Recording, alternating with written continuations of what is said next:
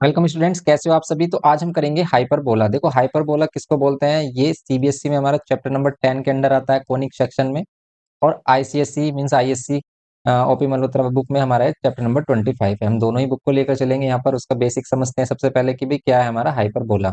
जैसे हमने इलिप्स देखा, ऐसे ही हमारे पास एक हाइपरबोलिक फिगर होती है जिसमें हमारे पास टू पैराबोलाज होते हैं, कुछ इस टाइप से। इन पैराबोलास को अगर हम देखें कैसे ड्रॉ करते हैं, क्या इसकी डेफिनेशन है, तो देखो एनसीईआरटी में एक प्यारी सी डेफिनेशन दी है। आईसीएससी में या फिर कह सकते हो आईएससी में इसको थोड़ा सा कंफ्यूज किया है। तो यहाँ पर सिंपल समझिए क्या है कि set of all points in a plane the difference of whose distances from two fixed points in a plane is a constant. ठीक है, क्या कह रहा है ये कि the set of all the points in a plane, the difference set of all the points in a plane the difference of whose distances from two fixed point. Two fixed point यहाँ पर हम किसको बोलते हैं, focus को। जैसे हमने ellipse में देखा, इलिप्स में भी हमारे पास टू फोकस होते हैं, F1 और F2। ऐसे ही सेम यहाँ पर भी हम F1 F2 टू फोकस लेते हैं। जैसे हम लेट कर लेते हैं F1 और ये ले लिया हमने F2। ये फोकस के कोऑर्डिनेट्स ऑलवेज हम लेते हैं C से रिप्रेजेंट करते हैं, तो C तो यहाँ पर होगा -c, 0। एक्स एक्सिस, ये हमारी एक्स एक्सिस होती है एंड ये होती है वाई एक्सिस। और हम जो बात कर रहे हैं वो कर रहे हैं स्टैंडर्ड हाइपरबोला की, जिसमें ऑलवेज आपका क्या होगा, फोकस लाई करेगा एक्स एक्सिस पर, ओके, एंड वाई एक्सिस पर। टू केसेस होते हैं इसमें, जैसे हमारे पास इलिप्स में होती है हॉरिजॉन्टल एंड वर्टिकल, ऐसी सेम हमारे पास हॉरिजॉन्टल एंड वर्टिकल इलिप्स इसमें भी होता है, तो सॉरी हाइपरबोला इसमें भी होता है। तो अगर हम बात करें इसमें तो क्या होगा इसमें, सिंपली इसमें भी हमारे पास सिंपल क्या होगा, देखो ये हमारे पास फोकस हो गए एंड इसमें वर्टेक्स होते हैं। बस वर्टेक्स कोऑर्डिनेट्स अगर हम देखें तो ये होते हैं हमारे पास a, 0 एंड ये हमारे पास क्या होगा, -a, 0। ये वर्टेक्स होते हैं जहाँ पर ये कट करता है एक्स एक्सिस को, हाइपरबोला। समझ रहे हो आप।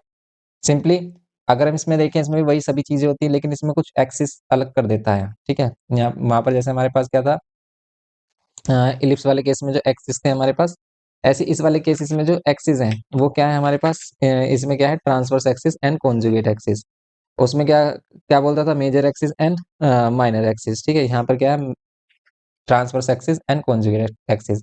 ट्रांसवर्स एक्सिस किसको बोला जाता है, यहाँ पर देखो ये जो हमारे पास वर्टेक्स का डिस्टेंस होता है, वर्टेक्स अगर हम लेट कर रहे हैं, ये वर्टेक्स V1 है एंड ये V2 है, या फिर V डैश हम लेट कर सकते हैं।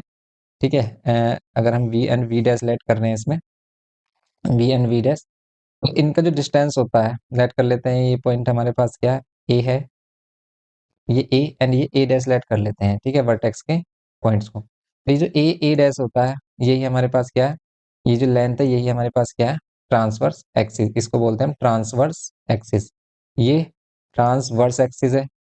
ओके, ऐसे एक होती है कॉन्जुगेट एक्सिस। कॉन्जुगेट एक्सिस कैसे मिलता है हमें, देखो कॉन्जुगेट एक्सिस कैसे मिलता है।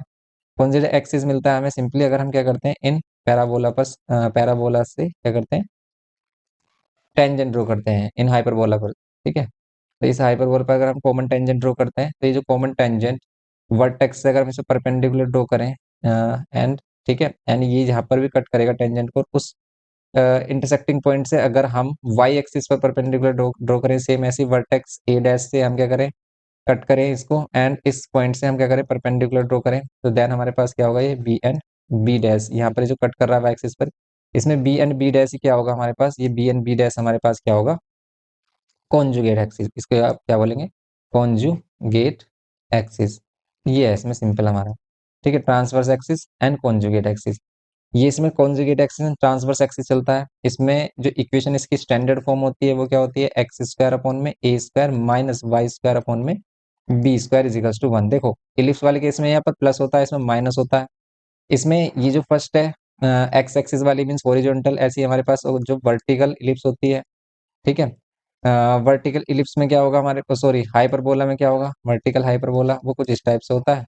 उसकी जो इक्वेशन होती है वो हमारे पास क्या होती है, एक्स स्क्वायर, उसमें क्या कर देते हैं, बस सेम हम क्या करते हैं वाई स्क्वायर, और वाई स्क्वायर पे कर लेते हैं ए वाली वैल्यू, वाई स्क्वायर अपॉन में ए, क्योंकि इस बार वाई एक्सिस पर ए वाली वैल्यूज हो जाएंगे हमारे पास। जैसे आप देख रहे हो यहाँ पर फोकस के कोऑर्डिनेट 0, c हो जाएगा यहाँ पर, और यहाँ पर मिलेगा आपको 0, -c। वर्टिसिस के कोऑर्डिनेट्स भी हमारे पास चेंज हो जाएंगे, 0, a होंगे एंड यहाँ पर 0, -a होंगे। ओके, एंड यहाँ पर माइनस होगा हमारे पास एक्स स्क्वायर अपॉन में ए स्क्वायर हो गया, यहाँ पर बी स्क्वायर इजिकल्स टू 1। अब इसको कंप्लीट समझते हैं, देखो चार्ट के हेल्प से, जिसमें हमें सभी चीजें गिवन की हैं। जैसे हमारे पास अगर हॉरिजॉन्टल हाइपरबोला है तो इसकी इक्वेशन ये होगी, ये याद रखना है आपको, वर्टिकल है तो ये होगी।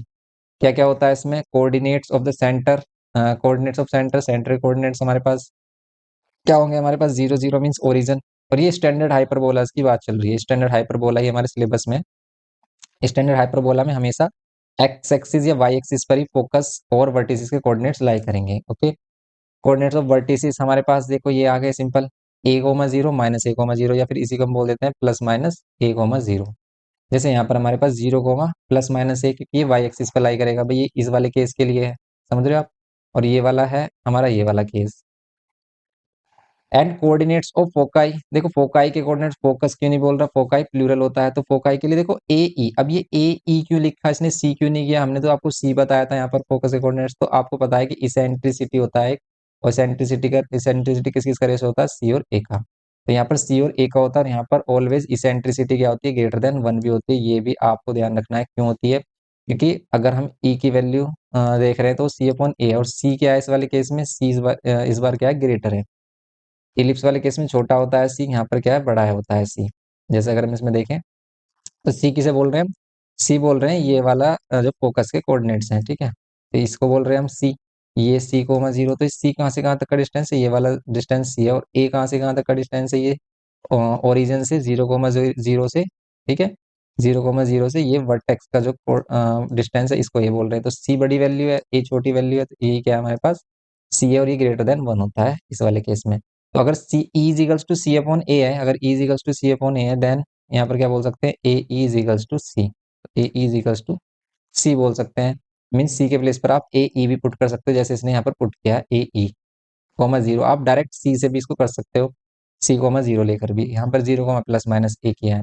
प्लस माइनस क्यों ले रहे हैं, क्योंकि दोनों ही कोऑर्डिनेट्स एक साथ यहाँ पर कंबाइंड फॉर्म में दिखा रहे हैं, ठीक है।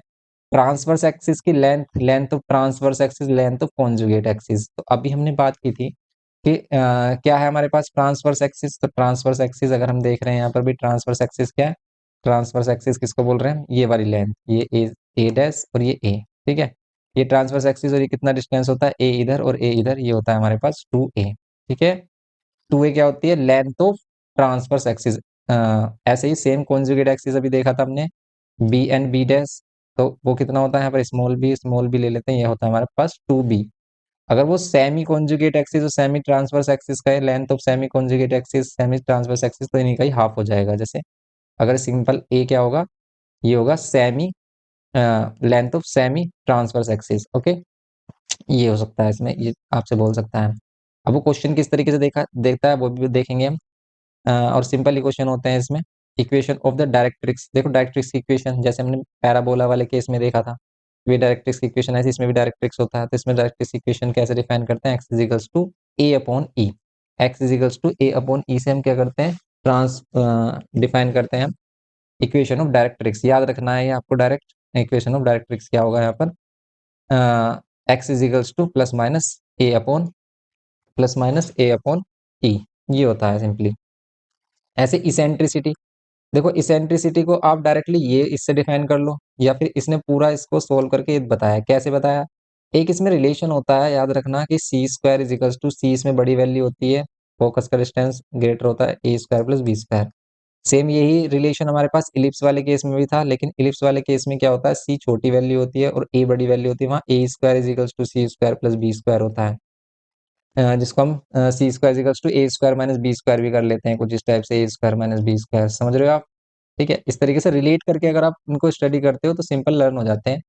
तो इस वाले केस में सी ग्रेटर वैल्यू होती है, इसलिए सी का स्क्वायर किसके इक्वल होता है, A square plus B square के इक्वल होता है इसमें, ओके। तो सिंपल इसमें क्या होगा हमारे पास, C square equals to A square upon में बी स्क्वायर, ओके। तो ये है सिंपली, ये करना है इसमें। ऐसे लेंथ ऑफ लेटस रेक्टम की अगर हम बात करें तो क्या होती है, 2b स्क्वायर अपॉन ए, ये हमारा वहां पर भी सेम था इस वाले केस में, इलिप्स वाले केस में भी सेम है, 2b square upon A. Equation of transverse axis, देखो ट्रांसवर्स एक्सिस अगर हमारी हॉरिजॉन्टल इलिप्स है तो ये एक्स एक्सिस पे बन रही है, एक्स एक्सिस पर तो ये क्या होगी हमारे पास, y equals to zero line, ठीक है। y equals to zero line इस केस में चेंज हो जाएगी, x equals to zero line, ऐसी सेम ये x equals to zero line ये। तो ये सभी इसमें केसेस हैं जो आपको देखने हैं। ये focal distance of any point x1 y1, x1 y1 से जो डिस्टेंस होगा हमारा यहाँ पर वो डिफाइन किया गया है। तो सिंपल देखो इसमें बस आपको ये रिलेशन लर्न रखना है, जैसे ये हमारे पास हो गया B square equals to A square, और ये ई स्क्वायर माइनस सी, इसमें बस यहाँ पर सी से सी को सोल्व करके, जैसे इस वाले केस में क्या किया भाई, सी को यहाँ से एलिमिनेट किया और यहाँ पर क्या किया, ई वाली वैल्यू पुट की है। तो अगर हमें यहाँ पर भी सी के प्लेस पर ए ई पुट कर दें, ए ई, क्योंकि सी इजिकल्स टू ए ई होता है, ए ई का स्क्वायर हो जाएगा, ए स्क्वायर ई स्क्वायर होगा हमारे पास सिंपली। और फिर हम ये जो ए स्क्वायर इधर लेके आएंगे, इधर हो जाएगा B square, A square common लेंगे तो सिंपल ये रिलेशन बन रहा है हमारे पास, E square minus one equals to में बी स्क्वायर। ओके, ये इस तरीके के केसेस है, तो ये लर्न रखने और इसी के बेसिस पे हमें देखने क्वेश्चन।